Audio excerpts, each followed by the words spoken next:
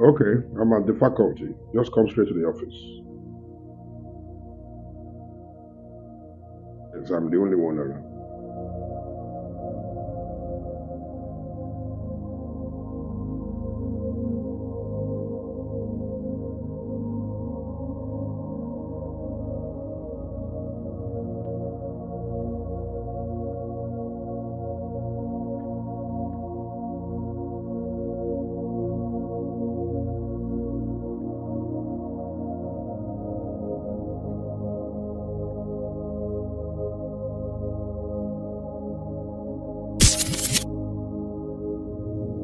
See,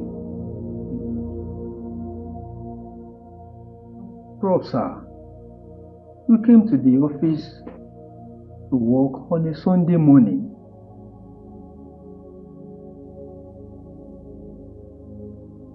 every day is supposed to be a productive day for anyone who works. By the way, as an external supervisor for this candidate here, this is supposed to be ready in 3 weeks. Raphael Williams, it's a PhD thesis and I need to cover quickly. That's why I came in to read a bit of it, because by evening I'll be going to Japan for a conference. 2 weeks ago, they asked me, last week, sir, we were also not in church. So we decided to pay you, getting the money to came.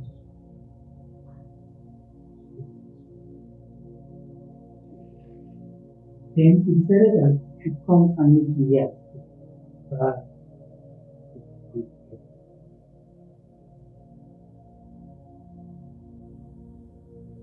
Together to where? Church.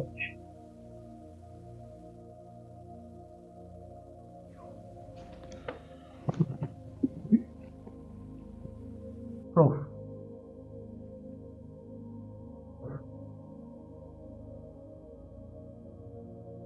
sir, Today is supposed to be a day of rest. You won't have rest in your church? Don't answer me. Answer me. With those constant conflicts, do you have rest in your church? Why are you so-called Christians never in unity? You answer me. Why? Why? What is wrong with you? Your church is filled with incredibly voracious hunger and petulant anger of thunder. Return your glasses, please. Your eyes are not recommended for rest. That's why you have been given a pair of recommended glasses.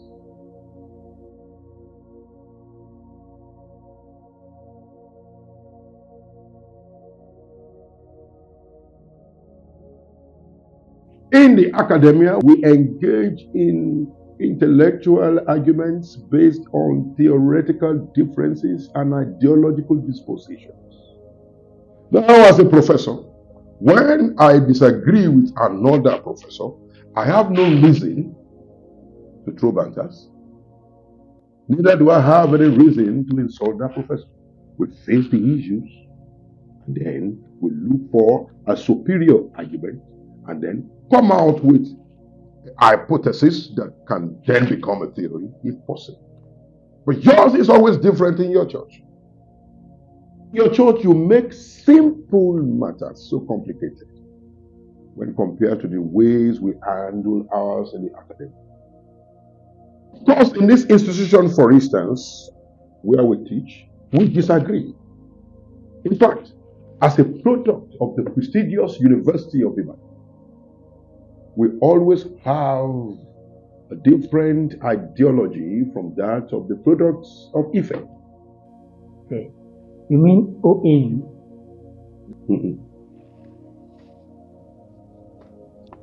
The palace. When a professor says, I'm a product of Ibadan, he's referring to the prestigious University of Ibadan. He says, I'm a product of Ife, he's talking about Obafemi Awolowo University. When he says I'm a product of Agoiwe, he's speaking about Olabisi University.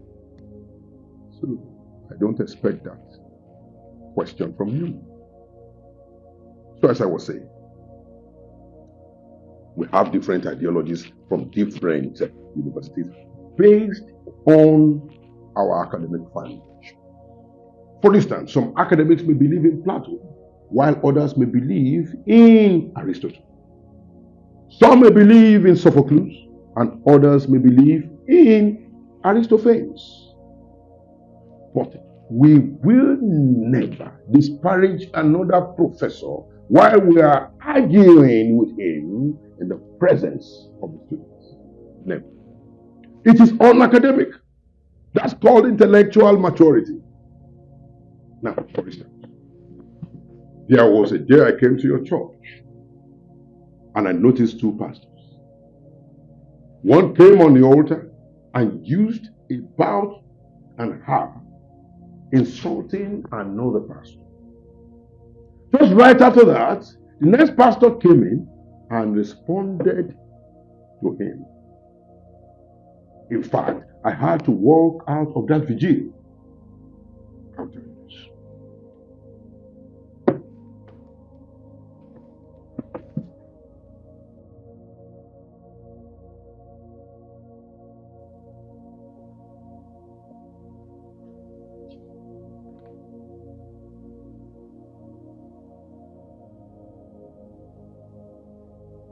I belong to a secret society, and you never find the chief insulting another.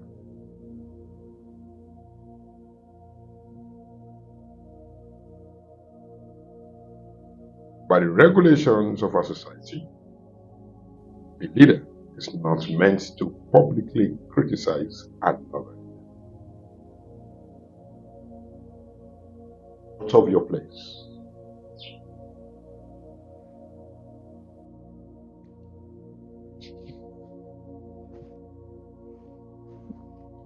The reverse is the case in your religion. You publicly criticize one another and expose yourselves to those who are not part of your faith, and you expect them to join you. Recently,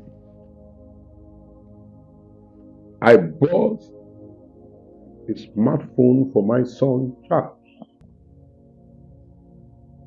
It constantly shows me where your pastors tear one another down on the internet.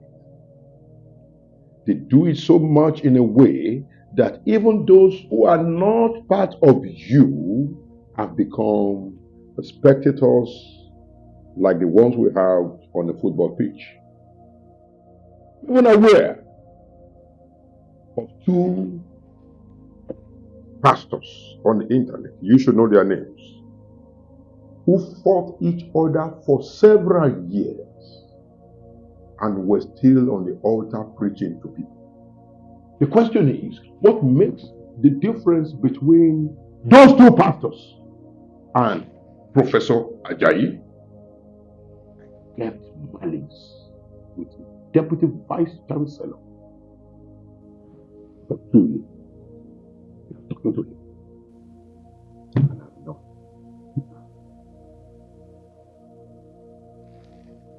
My problem sometimes is with your holy book. Everybody believes what suits him. That's not a problem. Sometimes we may not see things from the same perspectives. But why do you love to tear down? Why don't you protect the sanctity of your faith like we do in our society? So many arguments. This is for that. That is for this. In fact, we rarely open our phones nowadays without watching your Netflix. Is that a church or a chat room? Why should you preach to me about peace that was brought by your Jesus when you are always in chaos. You claim today is a day of rest, yet in your church today, it is always from one infighting to another. You lack the rest. You preach, go and rest. Your leaders fail to know that some matters should never be brought to the public. Only the mentally derailed all come out naked. Learn to cover your flaws and magnify your strength. So if you claim your Jesus will give me peace, and all I do is see that you are peaceless, why do you think I should join you? If you want people to join your church, tell your leaders to make peace with one another. A supposed peace giver should not be the one leading conflicts and conspiracies.